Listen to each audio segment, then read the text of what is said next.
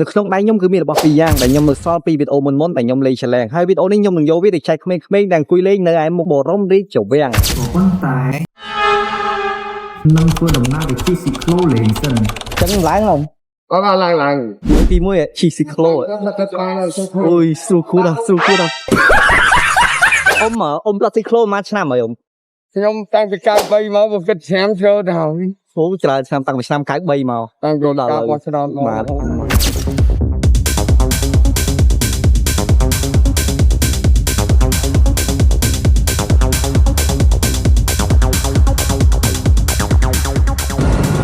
បាទយើងភ្លេចពាក់បេតាឲ្យលុយបាទតែតិច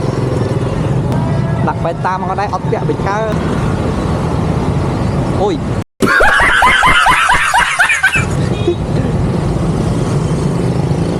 តែដាក់បេតាមកដែរអត់ពាក់បិកើសង្ខានៅប៉ុណ្ណឹងអែមើលខ្ញុំអាចដាក់លឹមថាមិនប៉ុណ្ណឹងក៏បាទបាទបងកំឡៃមើលក្រោយបងបុកគួរឡានគេលុយហើយបង ឥឡូវយើងមកដល់កន្លែងយើងត្រូវចុះហើយបាទបាទផងនៅក្រៅបាទអរគុណច្រើនអ៊ំជួនអ៊ំតិនបាទខ្ញុំបាទក្តៅហ៎បើយើងជប់ខ្ញុំចង់ទៅញ៉ាំសិននេះ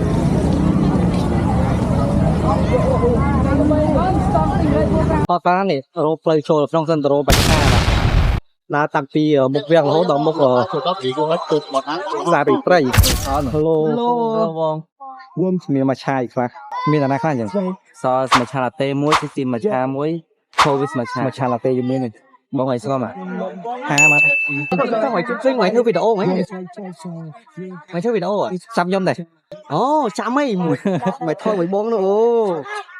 ជួយឲ្យប្រហែលឲ្យធ្វើវីដេអូចាំទីទៀតយើងបន្តបេសកកម្មរបស់យើងទៀតយករបស់ទៅចែកក្មេងៗមកចុំម៉ោងស្មើហ្នឹងឯងក៏ទៅឲ្យបិទឲ្យឡានចេញចូលទៀតនៅមានឡានចេញចូលធម្មតាម៉ោង4កន្លះហើយ75ហេសអូននេះចង់មកក្រាស់ឈ្នួនអត់